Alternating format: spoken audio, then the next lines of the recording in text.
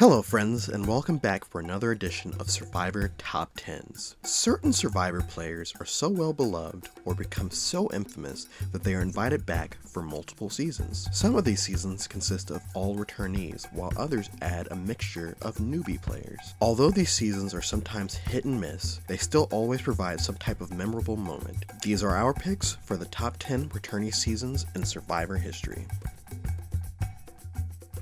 To kick off our list, we start with a season that many call the lost season of Survivor, Season 11, Guatemala. Blindsided, nice! Now that's how you vote somebody out. For the first time in the show's history, they invited back players for a non-all-star season, Bobby John and Stephanie, who had both played the season before.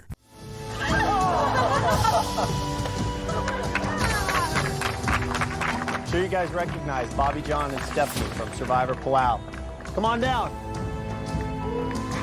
These are two proven Survivor players. Although both players were able to quickly establish dominance on their respective tribes, Bobby John was eliminated early in the merge, while Stephanie was able to make it to the end before ultimately losing at Final Tribal Council to winner Danny Boatwright. Although it is considered a lost season, these two returning players definitely added to the excitement of a heavily underrated season. Coming in at number 9, we have the second official fans versus favorites season, Survivor CARAMOAN. This season saw the return of such memorable players as Corinne from Gabon, Philip from Redemption Island, and relatively new favorite at the time, Malcolm. This is the other immunity idol I've been hanging on to. I'm giving it to Eddie. Everybody, we'll just throw it out there. The three of us are voting for Philip. Although the pre-merge tends to drag along because of the lack of characters on the fans tribe and the unfortunate incident between Brandon and Philip, from the merge until the end you see the steady rise of the season's winner, Cochran. The battle for second place is a really heated one. I can't wait to see what happens. It's so lonely at the top. This is horrible stuff for me to be saying when I, of course, lose. Cochran was able to sit at the head of a majority favorites alliance for the last part of the game and cruise to an easy win. Despite being a steep drop-off from its fans versus favorites predecessor, CARAMOAN can be looked back on for giving certain players a second chance at becoming Survivor legends. For our next pick, we go to Season 34, Survivor Game Changers. Survivor Game Changers brought back some iconic players who had seen varying success on the show. Sheep being led to the slaughter. Good job, Sandra. That's what you get for plotting against me. Good job. That's what you get, and the queen stays queen. You guys are suckers if you allow that to happen. That's what you get. Take your ass home. We had players like Ozzy and Sari, who had both come so close to getting a win in the past. And we also had recent returning players looking at another chance at establishing themselves, like Brad Culpepper and Sarah Lucina. Thrown into the mix, we once again see the returns of Andrea and Malcolm, the eccentric Debbie from Co Wrong, Michaela and Zeke fresh off their games on Millennials vs. Gen X, and Troyzan was there too. Oh, Troyzan. This season saw the crowning of Sarah Lucina as one of the most dominant social winners in the show's history, while playing on a season full of great players. This is a historic tribal council. Most idols ever played at a tribal, 3. Most people ever safe at a tribal, 5. And the most significant and devastating part of tonight's history-making tribal for you, Sari, is you become the first person in 34 seasons to be voted out simply because there literally is no other choice. For our number 7 pick, we here at Reality Pop had our first big disagreement with this list, with some thinking this season should be higher than another on our list, and we will get to that, while others saw it as a middle-of-the-road season, with the latter eventually winning out. At number 7, we have Survivor Philippines. This season was yet another in a long run of captain seasons that the show utilized in the early 20s. This season saw the return of 3 players who had been medically evacuated from the show, including Pinner coming back to play for the 3rd time. I got injured in a challenge. Infection that goes into your bloodstream is potentially fatal. It was awful. Couldn't have tried any better. Couldn't have fought any harder. You know how on fire I am to win this thing? You know how much I can taste this? And you know how I can actually see it? 39 days from now, I'll make $1 million. Russell Swan, looking to continue where he left off before his unfortunate evacuation in Samoa, and Scoopin, who up to that point in Survivor history had just been the guy that fell in the fire. While all three varied in success on the season, they were able to immerse themselves with the crop of newbie players, and two of them were able to make it to the merge, with Scoopin making it to the end and losing to Denise. The winner of Survivor Philippines, Denise. Thank goodness for that. At number 6, we go to the first ever Blood vs. Water season. Although at first glance, people may have looked down on the players the show decided to bring back, these players and their loved ones were able to put on one of the greatest seasons in the history of the show because of the extra element of pure emotion being brought into the game. And you can take her spot. Before you do it, let me tell you the consequences. You can take her spot at Redemption Island, which means you are putting her on your tribe. You will be at Redemption Island having to fight for your chance to get back in this game. You lose one duel, you could be out. We saw the welcome return of two of the best characters from the early years of the show with Tina and Jervis, the not so welcome return of one Colton Cumbie, and of course the grand return of eventual winner Tyson. As with a lot of returnee versus newbie seasons, the returning players are able to dominate the majority of the game, but with the extra family dynamic added to it, this season was able to muster up those sweet Survivor tears the show is so good at bringing out when it really tries. I wanted this game to teach my daughter how strong she is, and to sit there and to see how strong she was, and to hear her say, "This is what I'm going to do, Mom. You're kind of hindering me on this, and I might have to go over you." As an individual player in the game was like, oh no, that's not really that's going to cut my chances. But as a mother, I was like, good girl. The season mentioned earlier in our countdown that led to a fun disagreement among our ranks comes in here at number 5. We have the first all-returnee cast, Survivor All-Stars. It's never been done before. No one's ever gone back to play this game twice. We know how bad it gets, and we know how long this road is. This ain't a little boy's game. It's for the big boys. All-Star Survivor is going to be so cutthroat, it's not even going to be fun. Nobody trusts anybody, do you understand? For the first time in the history of the show, Survivor brought back players from the previous 7 seasons to duke it out to see who was the best of the best. The season saw the returns of 4 winners, including the first 3 winners of Rich, Tina, and Ethan, while also bringing back great characters like Rob Cesternino, Lex, Jerry, and America's favorite pirate, Rupert. While the winners and big-time players were taken out early, an eventual Survivor legend was born from their downfalls with the rise of Boston Rob. Rupert's all excited about having the Hawaiian sling. You know, it's his baby. Now he can catch a fish and show how much he's worth to the tribe. First of all, the guy looks like Grizzly Adams, but he thinks he's Aquaman in the ocean. And he comes back with a bag of fish feeling all good about himself. My God, it took all I had to stop. I proceeded to go into the water and catch 11 fish myself. Boston style. Rob and the eventual winner, Amber, were able to pick off everyone one at a time as they cakewalked to the end of the game. Once again, looking past uncomfortable and sad moments on the season, this season does provide a great look inside the mind of one of Survivor's greatest players on a season filled with some of the all-time greats. For number 4, we go back to the first official Fans vs. Favorites season, Survivor Micronesia. Similar to CARAMOAN, this season was virtually dominated by the favorites for the majority of the game. It's not the idol. Yes, it is.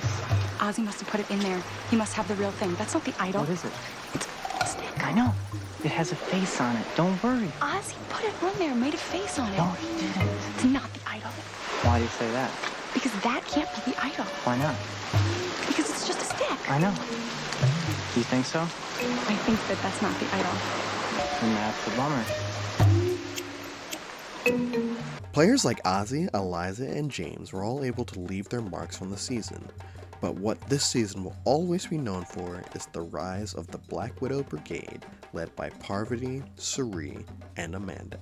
The three women were able to control the entire merge using their cunning and manipulation against not just the fans left in the game, but the other returning players. What makes Micronesia stand out more than some seasons on this list is the fact that at one point, a fan does in fact rise up and challenge the favorites in the end game. But we will leave Eric alone in this countdown. I found it interesting that all their women were topless. I'm sitting there ready to eat my food and the lunch lady doesn't have a shirt on. Oh my gosh. That was a little culturally interesting for me. I mean, it wasn't a huge deal, but that's the most boobs I've probably seen in my whole life. Most people say that the fans versus favorites twist peaked with this season, and with all-time legends, great moments, and a dominant winner in Verity, it is hard to disagree. A running theme on our list so far are returning players that established themselves in the pantheon of Survivor greats on their second go-around on the show. No better season encapsulates this theme than Survivor Cambodia. In this season, 20 players from the past were given a second chance to redeem themselves.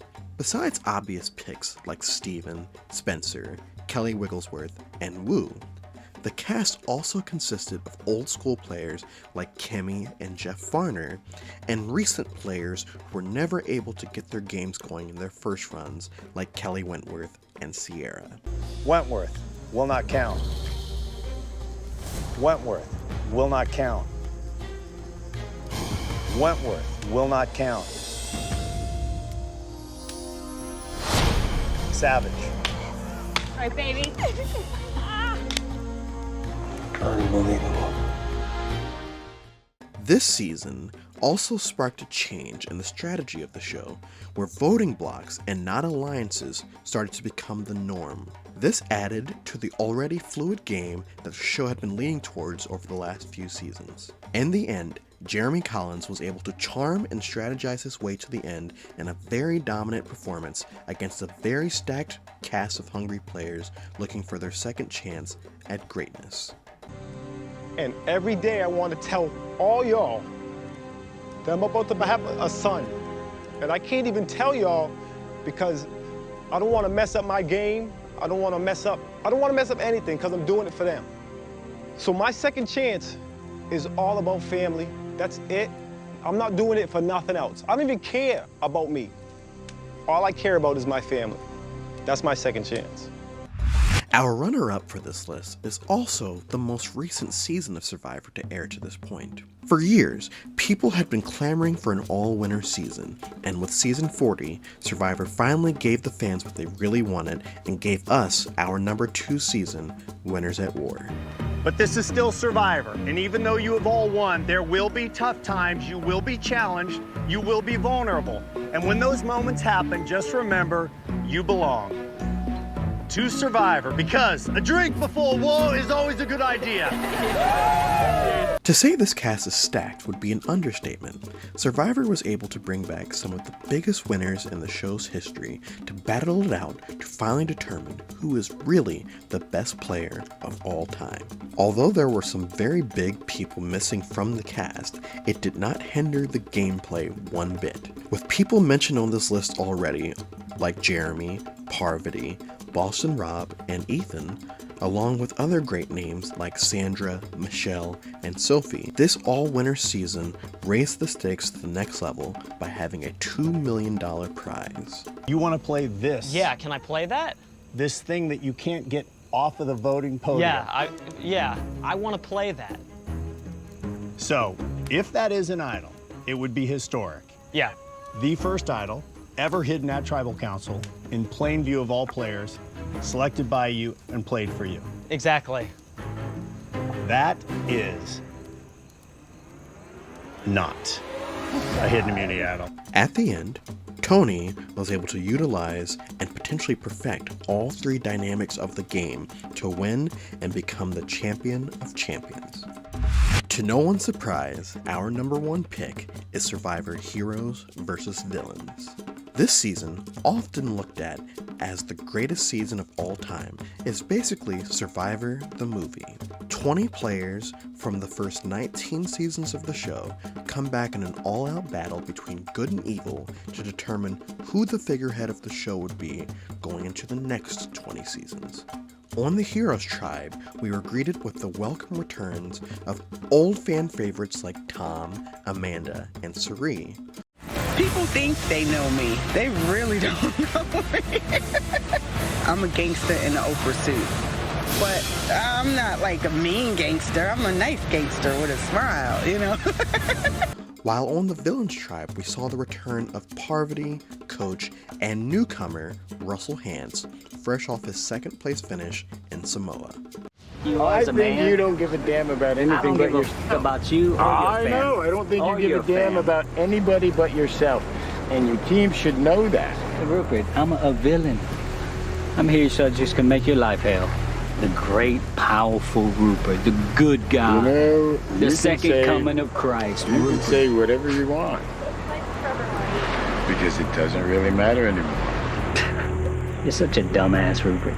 From the Episode 1 Reward Challenge all the way to the final Tribal Council featuring Russell, Parvati, and eventual winner Sandra, this season had a whole bunch of hits and very few misses.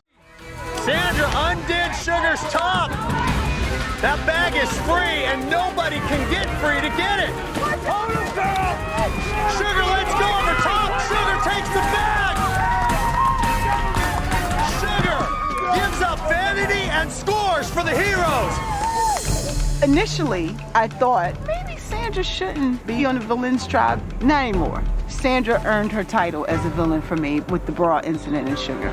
People have been clamoring for a potential sequel to this amazing season, which further pushes home the narrative that Lightning was definitely caught in a bottle with this season, which is why we have ranked it as our #1 greatest returnee season in Survivor history.